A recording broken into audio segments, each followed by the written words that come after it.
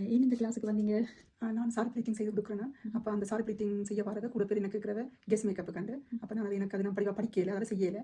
உங்களை இதை இன்ஸ்டாகிராம் டிக்டாக்ல பார்த்துட்டு கால் பண்ணிட்டு வந்தேன் நான். ஆனால் நான் நினைச்சு வந்தது தனியாக செல்ஃப் மேக்கப் தான் சொல்லி தருவீங்களே.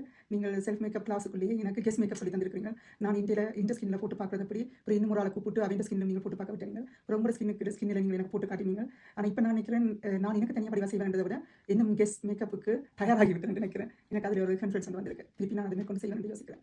இந்த கிளாஸ் சூஸ் பண்ணது எனக்கு சரியான பெனிஃபிட். தேங்க்யூ. அப்போ நீங்கள் நல்ல ஃப்ரெண்ட்லியாக எங்களோட மூவ் பண்ணிங்க. பெரிய யோசிச்சுட்டு வந்து மேக்கப் பண்ணிக்க கொஞ்சம் ரஃப் ஆகிக்கணுமோ எப்படி ஒவ்வொன்றையும் கேட்குறது. நான் தொடக்கத்திலேயே நீங்கள் அந்த கம்ப்யூட்டர் எங்களை தந்துட்டீங்க. நாங்கள் அதில் இருந்து நிறைய அந்த இல்லை இதையும் விட்டு ஒரு ஃப்ரெண்ட்ஷிப்பாக சேர்ந்து கூட லேர்ன் பண்ண முடியுமா இருந்தது. நீங்கள் சொன்ன டைம்லையும் பார்க்க எங்களுக்கு ஒவ்வொரு நாளும் 3 hours கூட காட்டி தந்துருக்கீங்க.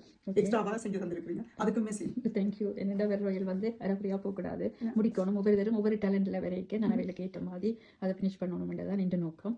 அதுக்காக தான் டைம் கூட எடுத்து செய்தேன். நான் 1 மணியோட முடிச்சிருவீங்களாண்டு. ஆனால் நேற்று 4 மணி, இன்றைக்கு 4:05 மணி ஆக போகுது. தேங்க்யூ.